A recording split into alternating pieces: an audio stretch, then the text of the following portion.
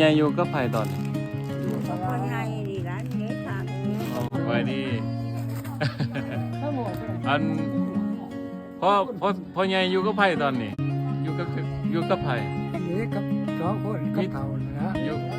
อยู่กับเฒ่า2คนเนาะ อยู่ เอ สอง อ คนนะ สองตาใหญ่เนาะพ่อใหญ่เป็นอยู่เนาะบ่สบายบ่ช่วงนี้บ่สบายบ่ ว่าสบาย โอ้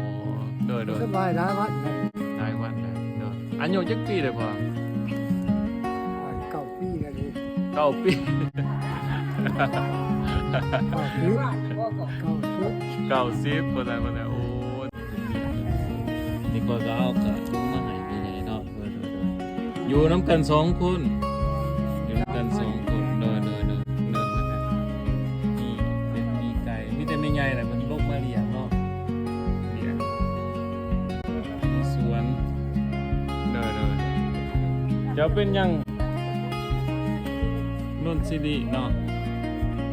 เด้อกันขออนุญาตขึ้นเบิ่งในเด้อหน่อยหนึงโอ้เด้อต่อเด้อโอ้ปากมันใหญ่เป็นอยู่คนเดียวเนาะเด้อต้องกันตองมาให้ตามสะอาดเนาะแห้งๆบ่ส่วงนี่ยังลงยางไหนบ่ลงมะลุมไหนบ่ ย่างว่าทักไร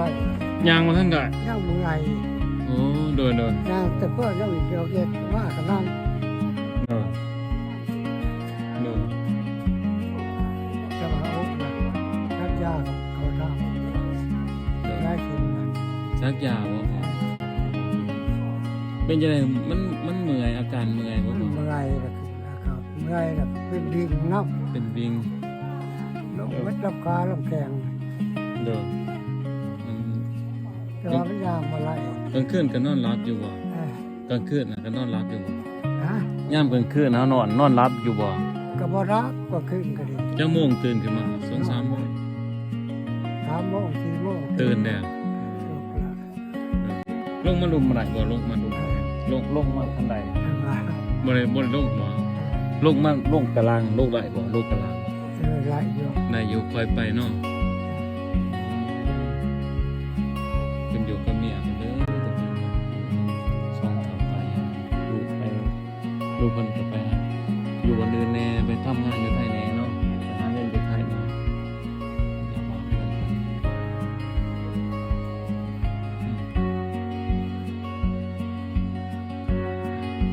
นะทุกคนเด้อวันนี้ทางพ่อใหญ่เพิ่นอยู่กันที่ตายายบ่สบายอายุ90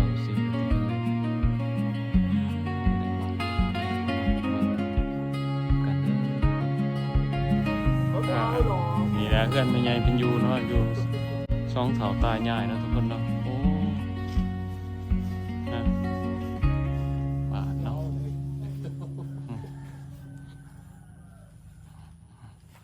เบิ่งน้ำกันเนาะ